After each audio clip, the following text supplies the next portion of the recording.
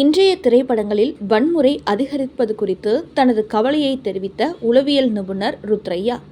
அந்த காலத்தில் எம்ஜிஆர் 10 பேரை எதிர்த்து சண்டை போடும்போது கஷ்டமாக இருக்காது, அருவருப்பாக இருக்காது, அனீசியாக இருக்காது.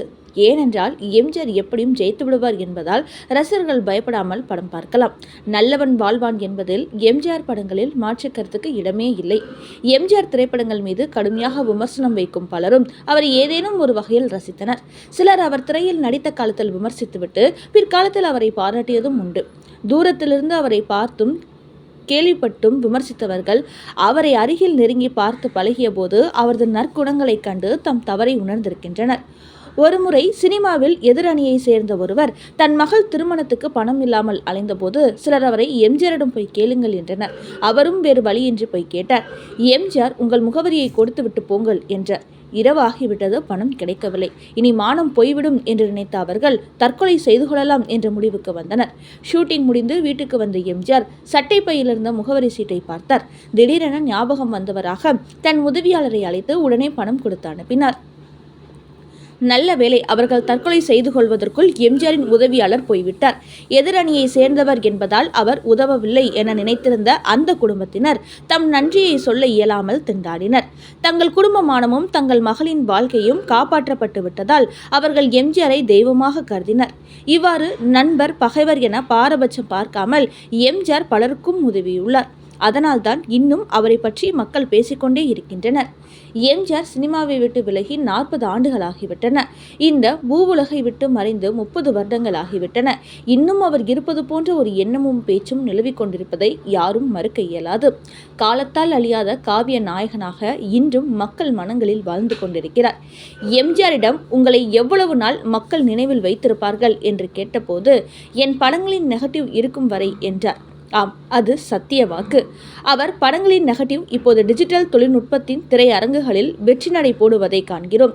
இனி இந்த படங்களை பாதுகாப்பதும் எளிது. அவர் படங்களை திரையரங்குக்கு போய்தான் பார்க்க வேண்டும் என்றில்லை. நம்முடைய மொபைல் போனில் கூட நினைத்த நேரத்தில் நினைத்த காட்சிகளை பார்க்கலாம் என்ற நிலை தோன்றிவிட்டது. எம்ஜிஆர் ரசிகர்கள் யார்? எம்ஜிஆருக்கு வயதானவர்கள், இளைஞர்கள், இளம் பெண்கள், குழந்தைகள் என அனைவரும் ரசிகர்கள்தான். அவரது படம் இவர்கள் அனைவரையும் கவரக்கூடியதாக இருந்தது. எம்ஜிஆர் பகுத்தறிவு பாசறையை சேர்ந்தவர். அவர் தன் படத்தில் தன் கட்சியின் சின்னம் மற்றும் கொள்கைகள் இடம்பெறுவதை கட்டாயம் ஆக்கியிருந்தார்.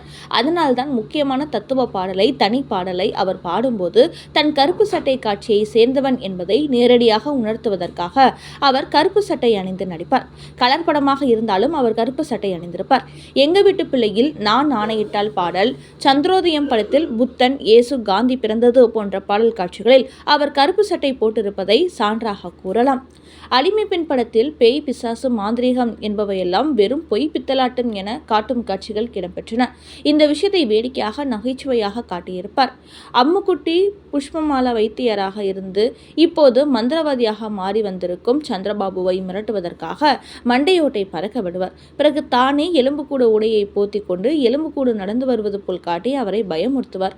பிறகு இதெல்லாம் போய், இங்கே பாரு, மண்டையோட்டுக்குள் புறாவை அழுத்தி வைத்திருக்கிறேன், அதனால் அது அசைகிறது என்பார்.